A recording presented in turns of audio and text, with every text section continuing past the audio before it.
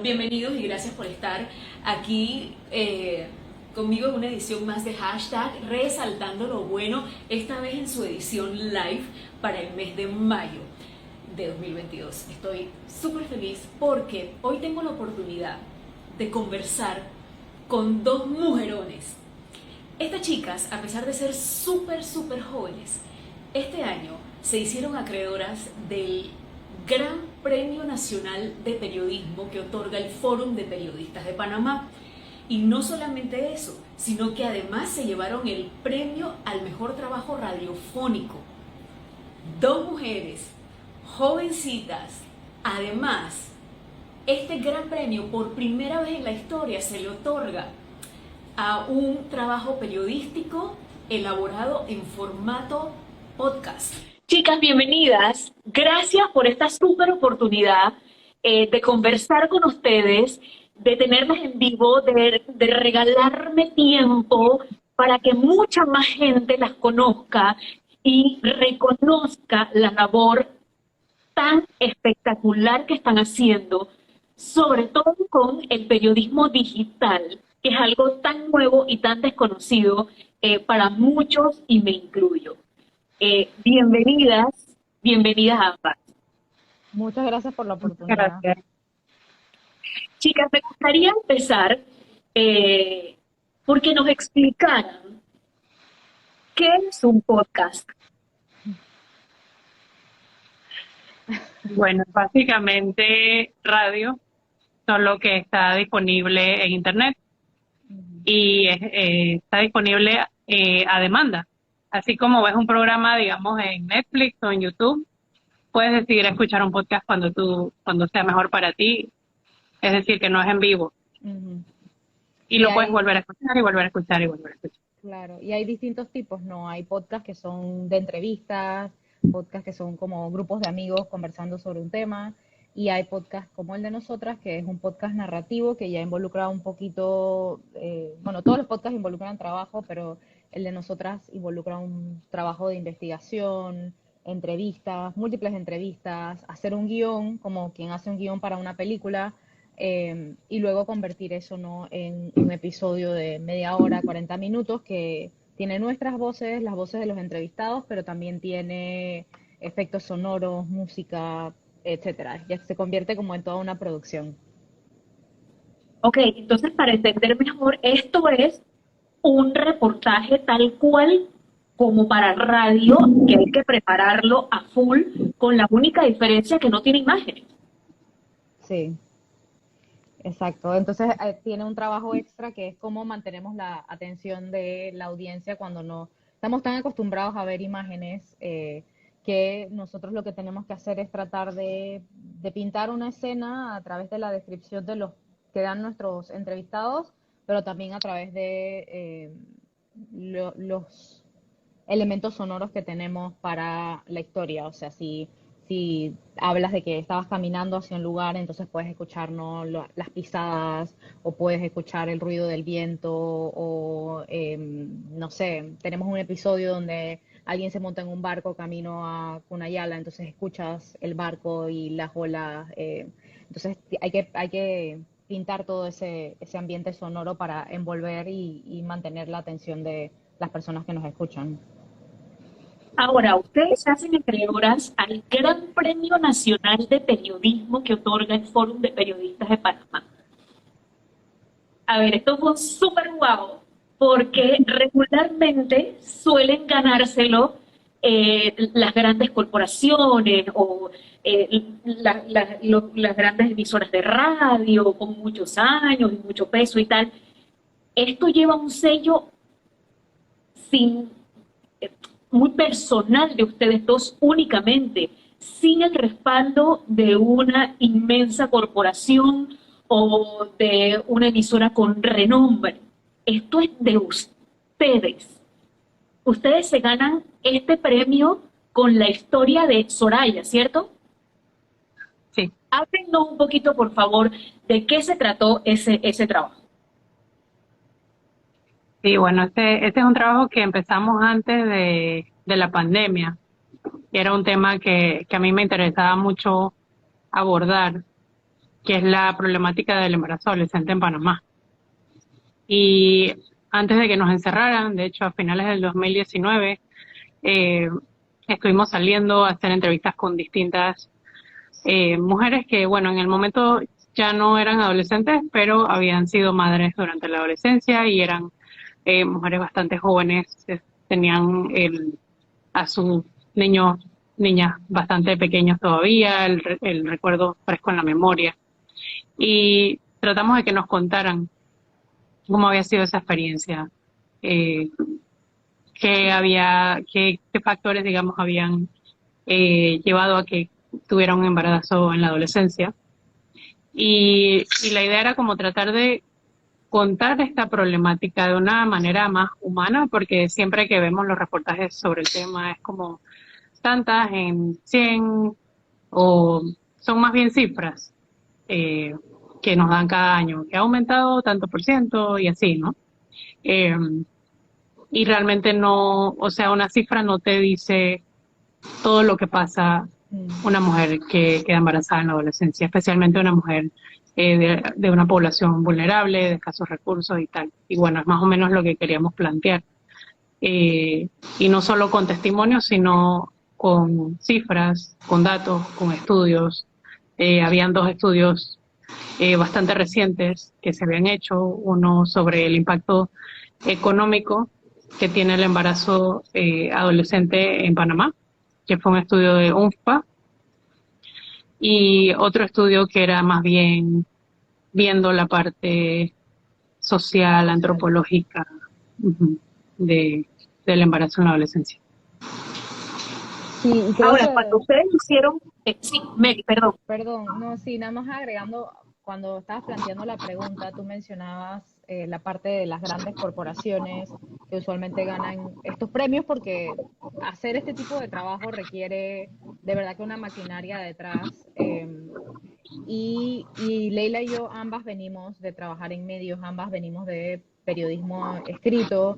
Yo trabajaba en la prensa, Leila trabajaba en La Estrella y estábamos acostumbradas a tener como más apoyo, ¿sabes? Tienes un editor, tienes alguien que quizás te plantea el tema y luego tú lo desarrollas y luego alguien que te ayuda a crear esa versión final de la historia.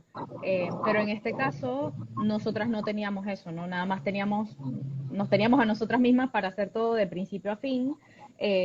Pero eso, aunque puede sonar como una desventaja, también hasta cierto punto es una ventaja en la manera en la que podemos tocar los temas con la sensibilidad que nosotros queremos. Sí, con la sensibilidad que nosotros queremos y con la empatía que usualmente tratamos de incorporar en todo nuestro trabajo y ese enfoque como en derechos humanos o sea, a veces logramos conseguir entrevistas que son muy profundas, pero porque de verdad tenemos el tiempo y la disponibilidad de sentarnos las horas que sean necesarias con el entrevistado y de asegurarle de que lo que sea que nos vaya a decir lo vamos a tratar con respeto. Y eso es algo que en el día a día de los medios grandes quizás uno no puede asegurar porque, sabes, tienes que salir al día siguiente o en 2 días. Nosotras podemos tomarnos el tiempo que sea necesario con una historia y eso realmente tiene un impacto muy positivo. Sí, Seguro. creo que sumando a lo que decía Meli, el hecho de no tener respaldo, creo que el desafío principal, aparte de tener como el apoyo de un editor o algo por el estilo y bueno, un ingreso, tampoco tendríamos que preocuparnos por cómo se distribuye, quién lo va a escuchar, cómo llega allá afuera al público. Y esas son cosas que tenemos que pensar cada vez que hacemos un trabajo. Entonces, a ver, es un trabajo pesado porque no cuenta con un equipo de respaldo. Tal vez me identifico un poco yo haciendo, resaltando lo bueno que uno acostumbrado a que tiene un camarógrafo, el luminotécnico, el director de piso, la persona que te haga tu director por acá. Acá soy yo con yo. Y bueno, y si mi hijo quiere me ayuda, cuando no tiene ganas no. Entonces puedo entender perfectamente lo pesado que puede ser, pero al mismo tiempo es una inmensa ventaja, como mencionaba Mary, la libertad que puedes tener no solamente de hacer las entrevistas durante el tiempo que lo consideras necesario, sino también de elegir los temas y manejarlos de la forma en la que ustedes consideran correcta y objetiva. Sí. Exacto. Sí, tiene sus ventajas y sus desventajas, definitivamente. Pero quizás más ventajas, porque al final, como te comentaba por WhatsApp, es un poco como una necesidad, ¿no? Cuando quedamos fuera de medios tradicionales, nos hacía mucha falta poder seguir contando las historias que nos importaban, de corte social, histórico, cultural de Panamá. Y por eso fue que nos juntamos de alguna forma, porque pues pasamos por el mismo proceso casi que a la vez, de ya no estar en medios tradicionales, de tener trabajos más institucionales y que nos hiciera falta, ¿no? Esa reportería, ese contacto con las historias humanas y las ganas de contar historias profundas y sensibles. Ahora, rescato un poco el tema que mencionaste de los ingresos, porque hasta donde tengo entendido, mira, Mary se ríe, hasta donde tengo entendido, ustedes tienen un trabajo regular de 8 a 5 para poder pagar sus cuentas como cualquier mortal. Y que Exacto. este es un trabajo que irónicamente, aunque ha sido catalogado como el mejor del año 2021, no está generando ingresos por el momento. Sí, yo, claro, esa era la cosa, ¿no? Como los medios están realmente en los últimos años acá en Panamá, y bueno, es una tendencia mundial, el tamaño de las reacciones se hizo mínimo, ¿verdad? Antes tenía 100 personas que hacían distintas cosas y ahora tiene 30 que tienen que hacer todo lo que hacían las 100 antes. Y eso es una locura, y eso también, o sea, no solo estamos hablando de que es una carga de trabajo muy grande, sino de que también tiene que afectar la calidad de los trabajos que se producen, porque simplemente no tienes tiempo para sentarte con una historia y realmente hacerla a profundidad como quisieras. Entonces, sí, las dos estamos en trabajos institucionales y puede ser muy solitario hacer el podcast porque, bueno, de 8 a 5 estás como con tu trabajo institucional y luego de 5 a la hora que sea y los fines de semana o los días que pides libre del otro trabajo, pero que en verdad no son libres porque se los estás dedicando a este proyecto.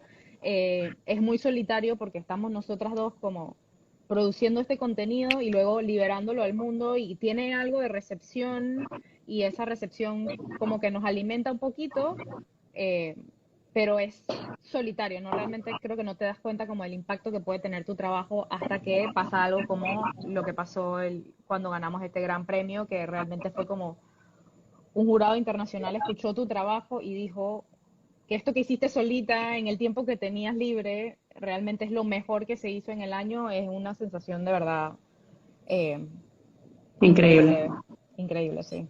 Y No se esperaban ustedes para nada ganarse el gran premio. No. Me da risa no, porque, y lo cuento aquí porque bueno, pues ya yo me estaba poniendo la cartera, ese es el último premio, ¿no? Yo me estaba poniendo la cartera, me volteo y le digo a Leila como que, oye, ya, pues apenas digan el gran premio, nos vamos, nos vamos. ¿verdad? Listas para irnos. Y resulta que el gran premio éramos nosotras, o sea, de verdad que no lo esperábamos. Sí. ¿Qué pensaron en ese momento cuando escucharon sus nombres? Es que primero escuchamos el nombre del episodio. Ajá. Yo en lo personal me quedé como, eso me suena, ese nombre. Y después dijeron nuestros nombres y nos quedamos como, somos nosotras. O sea, hay que pararse y caminar al escenario. Ujú. Fue un shock Sí, bastante, sí. Fueron varios sí. segundos antes de reaccionar. Sí, cuando estábamos arriba, me acuerdo que las manos me temblaban porque de verdad sí, es un honor muy grande. O sea, ambas en nuestra carrera como periodistas hemos ganado premios nacionales de periodismo, pero nunca el gran premio nacional. Y ganarlo como el primer podcast, ganarlo con una historia que sentimos que es como un tema que es tan importante como el embarazo adolescente en Panamá. Eh, sí, fue un privilegio, de verdad que sí. Sí, y sin el respaldo insisto porque entiendo y valoro el trabajo que ustedes hacen, porque no es lo mismo tener el respaldo de un canal de televisión o de un periódico. Tú no levantas un teléfono, hola, soy Gisela de la prensa, y ya, ese es como tu apellido. Mm, Eh, Sí. Hacerlo solas, para mí tiene un valor, pero triple, que ustedes hayan logrado ese gran premio y hayan logrado impresionar a un super jurado de muchísima categoría internacional que las escogió a ustedes. sí, me da risa que digas eso, no, la prensa fue mi apellido por 9 años. O sea, eso fue un cambio de identidad muy grande. Y me acuerdo cuando acababa de salir de la prensa y yo estaba acostumbrada a contestar el teléfono como, la prensa buena. Era, o sea, era como que, ¿cómo te quitas esa muletilla y convertirse en un periodista y en un medio independiente bajo nuestro propio derecho también es algo que involucra mucha duda al principio y mucho síndrome de impostor. Leila y yo siempre hablamos de eso. Eh, pero como que cada pequeño logro y cada pequeño reconocimiento como realmente nos hace sentir como que, ok, sí, lo que estás haciendo está funcionando y está calando y está generando un impacto. Así que poquito a poquito, ahí vamos. Sí, ¿Creen, no quiero, creen? Ajá, perdón, sí. sí, no quiero decir como que no hay ningún ingreso, pero el ingreso que tenemos ahorita ha sido principalmente de premios. El año pasado también nos dieron una subvención de Google, eh, porque participamos en un programa de entrenamiento de ellos. Y, y bueno, también nos han contratado para hacer, para producir podcast, por ejemplo, el de Funda Morgan, que fue el año pasado, que abordaba temas sobre violencia a la mujer. Entonces, son como pequeños ingresos que nos llegan, pero que nos permiten más bien seguir produciendo, porque el año pasado pudimos pagarle a otros productores para que trabajaran y nos hicieran episodios para nosotras, eh, porque pues sí es impensable, aunque nosotras trabajemos mayormente de gratis, no se nos ocurre como pedirle a alguien que nos haga un arte de gratis o que nos hagan una reportería y un guión de gratis, aunque no tenemos la capacidad de pagar quizás lo justo, Sí. o sea, podemos intentar pagar algo al menos. Mm. Y trabajan ustedes también con personas que están en la misma situación que ustedes, personas independientes que han emprendido sus propios caminos y abriendo sus propias rutas. Sí, el año, como contaba Leila, con lo de Google, bueno, se postulan podcasts de todo el mundo, en todos los idiomas, eh, y uno tiene que encontrar como la manera de destacarse sobre estas miles de postulaciones, ¿no? Y nuestro ángulo en ese entonces nosotros habíamos hecho bastante episodios solo de Panamá y dijimos, Centroamérica es como este gran vacío que hay que contar y que hay que contar fuera como del gran tema que es la migración.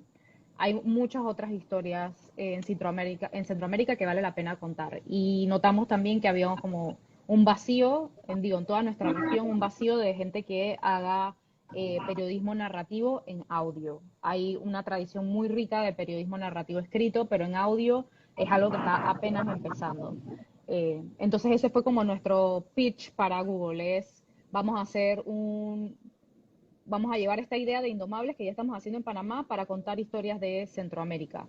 Y entonces con esos recursos pudimos acercarnos, trabajamos con periodistas independientes o con medios independientes que ya están haciendo el mismo tipo de historias enfocadas en derechos humanos, que están haciéndolas en sus países para decirles como que nos interesa colaborar, tenemos estos recursos, ¿qué historia podemos hacer juntos? Y la mayoría de ellos no habían hecho historias en audio, estaban acostumbrados al periodismo escrito y fue un reto, por supuesto, llevar todas esas herramientas que ellos tenían para hacer una historia escrita, una crónica escrita, a hacer un guión en audio. Y eso estuvimos todo el año pasado no solo haciendo las historias que llevaban nuestro nombre, sino ayudándolos a ellos a crear esos guiones, a decirles como que desde esta palabra que se dice en tu país no necesariamente significa en todos los países, que suena como algo súper chiquito, hasta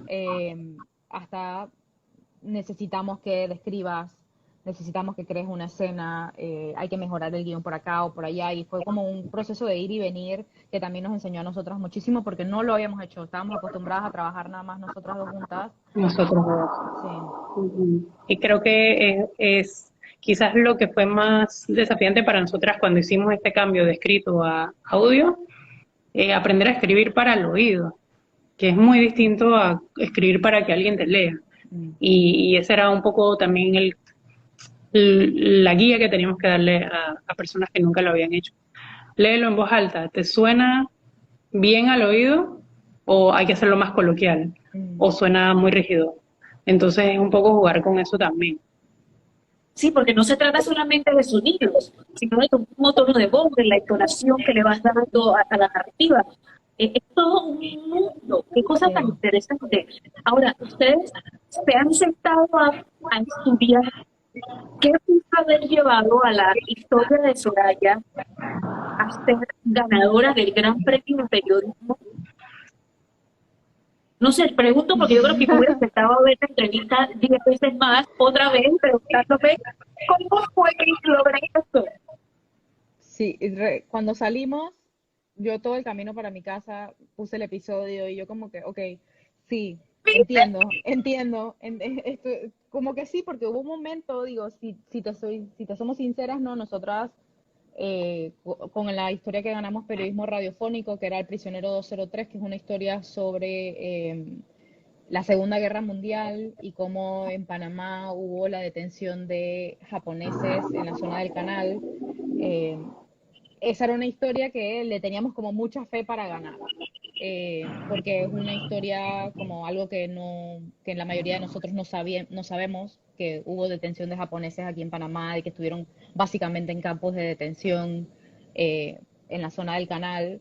Eh, entonces como que estábamos pensando bastante en eso y no tanto en la historia de Soraya, y creo que una de las cosas que más resonó es que, bueno, la del prisionero es una cosa histórica, eh, que es interesante, pero es histórica, y no necesariamente la puedes relacionar con algo que haya pasado en cualquier país.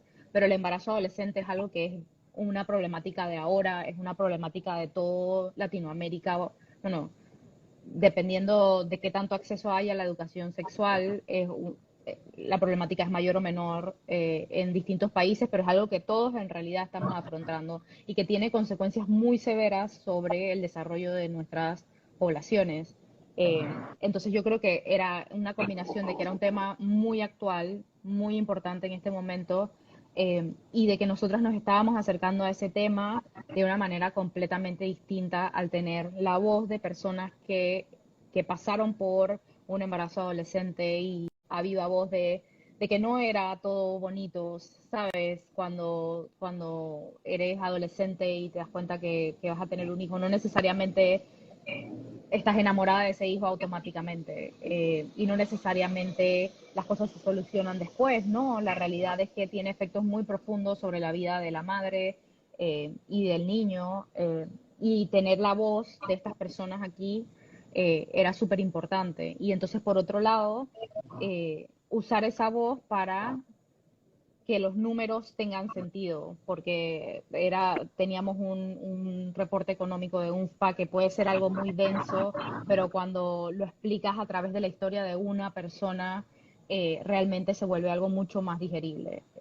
Y creo que esos son aspectos que realmente le impactaron al jurado. Sí, y también el otro estudio que incluimos y que incluimos la voz de una de las autoras del estudio, que es una antropóloga, eh, creo que le dio también una mirada que quizás no solemos ver cuando se habla de embarazo adolescente, que es que siempre se habla de las consecuencias y muchas veces las que vemos como consecuencias realmente son las causas. Mm. Ya estas mujeres viven en un entorno que las pone en una posición vulnerable. No es que el embarazo cambia su situación, la empeora, pero ya estaban como las circunstancias eh, para que sucediera un embarazo, digamos. Entonces, como que te dice, quizás hay que abordar esta problemática desde otro ángulo, ¿no? Hay como unas causas sistemáticas que hay que atacar de raíz, no es tan fácil atacar para poder cambiar todo lo que influye en que hayan tantos embarazos adolescentes. Ahora, asume que tú como mamá, porque tú eres mamá, ¿verdad? Debe haber sido, aunque bueno, en ese momento todavía no eras mamá, pero debe haber sido muy fuerte para ustedes como mujeres abordar este tema. Sí, yo creo Sí, que también, yo creo que uno siempre escucha, no, que el ciclo de la pobreza, y como hay mujeres que están como metidas en este ciclo y como decía Leila, no, están las causas, uno piensa en las consecuencias, pero las causas en realidad son lo mismo, ¿no? Pero poder tener un estudio que realmente te mostrara, mira, sí, es así, y tener una persona a través de cuya historia, una persona que nos habló muy honestamente, que con una honestidad que realmente era sin tapujos, ¿no? Sin pensar, me van a juzgar, quien escucha esta historia me va a juzgar por lo que pensé de mi bebé mientras estaba embarazada, por lo que tuve que hacer luego de que este bebé nació para poder darle todo lo que necesitaba. Eh, Realmente es que sí, se te pone la piel de gallina cuando escuchas este tipo de historias, y puedes como realmente llevarlas a otras personas, ¿no? Que es lo que a nosotros nos importa más. Ahora, desde mi perspectiva de periodista de la vieja escuela, por llamarlo de alguna manera, eh, porque ustedes son millennials las dos, ¿verdad? Ustedes son muy jóvenes. Ambas tienen, ¿qué edad tienen? Perdón si lo puedo preguntar. Jóvenes, pero no tan jóvenes, en los exacto. 30. Bueno, pero son millennials. Yo vengo de la vieja escuela y para mí esto es como tan histórico, tan maravilloso el espacio que ustedes están abriendo a estos nuevos medios. Ustedes les están abriendo el camino, desde mi perspectiva, a un montón de periodistas que tal vez pensaban, bueno, si no llego, porque así nos pasaba a nosotros, si no llegabas a la televisión, a la radio o al periódico, pues poco podías hacer. Tenías que ver a qué te dedicabas en la vida, porque además los puestos súper reducidos, los espacios súper reducidos. Entonces, desde mi perspectiva es así, ustedes están abriendo las puertas del campo a nuevas generaciones. ¿Cómo lo perciben ustedes?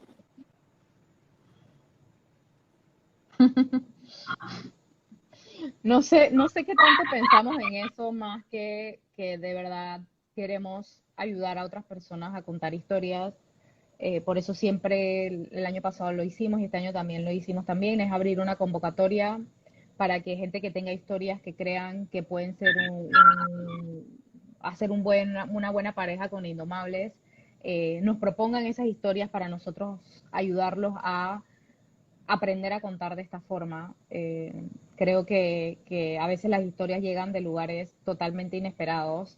Hay unas historias increíbles que a nosotros nos han llegado por ver un cuadrito. Leila vio una vez la historia de Japón, Leila vio un cuadrito en un museo en Washington y eso nos llevó a una historia increíble. Usualmente pasa así. Entonces, nosotros abrimos estas convocatorias para que gente que quizás tiene otras perspectivas, que está viendo otras cosas que están pasando, eh, que quizás conocen a alguien con una historia increíble, se acerquen a nosotros y nos compartan eso y creemos cosas juntos y luego quizás ellos pueden salir y hacer su propio podcast y contar historias o encontrar otros formatos para contar historias, y ser parte de ese proceso que alguien más está haciendo para encontrar su forma de contar. Eso sería genial. Sí, Ahora, yo creo que sí sí, puedo perdona. agregar que era parte como de nuestro objetivo con la temporada del año pasado, ¿no? Poder enseñarle a otras personas para que no haya, digamos, este como desierto de productores en Centroamérica, porque hay muy buenos podcasts en México, en Sudamérica, El ecosistema, Colombia. por ejemplo, en Argentina, en Colombia, en España, es muy rico. Hay mucho talento y mucha gente ya con ese conocimiento, pero en Centroamérica y no hay tanto. Y hace falta que nosotros podamos contar nuestras propias historias, ¿no? Sí. Sí, Así que usualmente cuando se cuentan historias de Centroamérica es un productor de otro país contando Centroamérica y nosotros como que decíamos, no, o sea, tiene que ser la gente del propio país contando su historia, las historias que le importan al país, con el eh, acento de ese país, con o el sea, acento, con sus perspectivas, con todo. El año pasado hicimos una historia sobre una historia de Honduras y una historia de El Salvador, de Nicaragua, perdón, que es un contexto político muy rico y muy importante que no te lo puede contar bien una persona que no ha vivido la represión de la manera en la que la están viviendo en esos países. Entonces eso es algo que nosotros siempre tenemos como que siempre estamos buscando. Ahora, si yo le pido a cada una desde su experiencia propia que le den un mensaje a esos chicos que están estudiando, que quieren ser periodistas o que están en el colegio y piensan, me llama, ¿cuál sería ese consejo tomando en cuenta esta libertad que existe ahora con los medios digitales y las redes sociales? Leila. yo, yo debo decir que yo me tardé muchos años en decidir ser periodista. Eh, Me decían como que vas a ser pobre, eh, los medios están cerrando, como que no hay futuro. Y al final o sea, yo siento que sí está pasando por una crisis, pero es porque está cambiando. Al final la gente siempre va a querer buenas historias. Así que no es una causa perdida, sino que hay que adaptarse a los nuevos tiempos. Ujú. Y creo que dentro de todo, tratar de no perder esa humanidad. Nos hemos dado cuenta que las historias humanas son importantes. Hace poco se ganó el Pulitzer en audio, una historia súper humana. Ahora nos ganamos el Gran Premio Nacional de Periodismo con una historia súper humana. Entonces, son importantes. Y, y mantener como la pasión y esa ética periodística que es tan importante también. Así que bueno, ese sería mi mensaje. Sí, Meli, yo por mi lado siempre quise ser periodista, eh, quería ser escritora y era como lo más cerca que podía hacer y lo hice, aunque mis papás me dijeron, amiga, esto no, esto no procede, eh, pero por haber estado mucho tiempo en un medio escrito, cuando salí del medio escrito se me cayó el mundo. O sea, yo decía, ¿qué voy a hacer ahora? Si esto es como lo único que yo sé hacer y lo que más me apasiona, pero luego te das cuenta que los tiempos están cambiando muchísimo, pero que todo tiene esa parte narrativa al final del día. O sea, al final del día muchas cosas se pueden automatizar y la tecnología va a cambiar muchísimas cosas, pero contar historias está como en el centro de todo.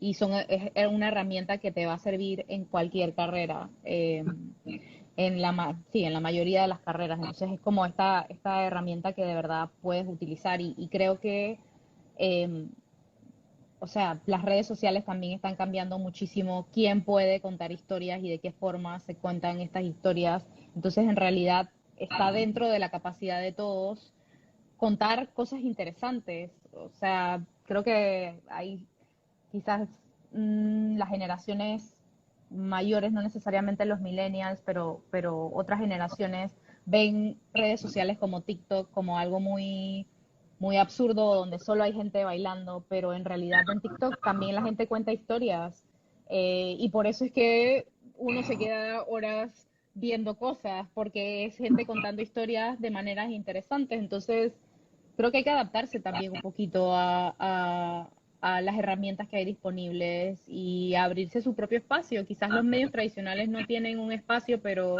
hay convocatorias internacionales, hay convocatorias nacionales y al final del día yo creo que lo que se necesita son ganas. Quizás quizás vais a tener que tener 2 trabajos por un tiempo, como nos pasa a nosotras, pero las ganas las hay, y rinden frutos. Al final, como decía alguien en estos días, si abres tu Instagram o abres tu Twitter y no encuentras nada interesante, revisa qué cuentas estás siguiendo, porque probablemente hay que estar viendo. Claro, o sea, de verdad, la gente cuenta historias súper interesantes.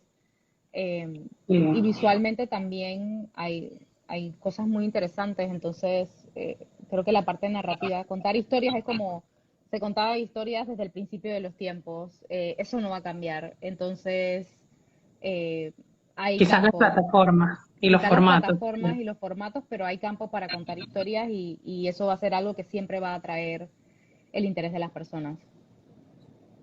Yo rescato de esta entrevista las ganas, la pasión.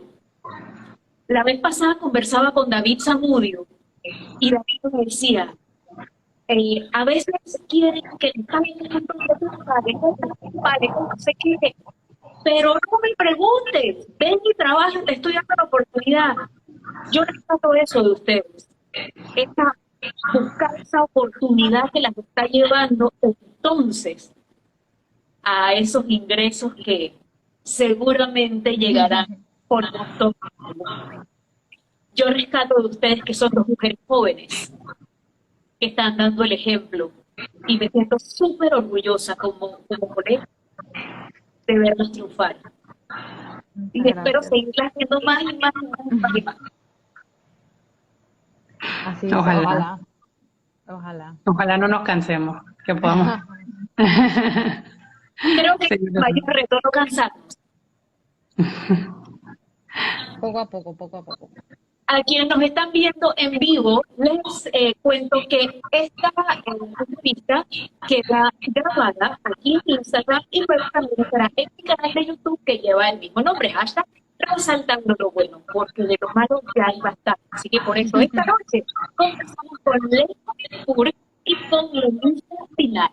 ¿Por qué? Porque ganaron este año el Gran Premio Nacional de Periodismo otorgado por el Foro de Periodistas Panamá, con un trabajo en formato podcast y además el Gran Premio Radiofónico, de trabajo radiofónico, ¿verdad? El premio radiofónico, sí.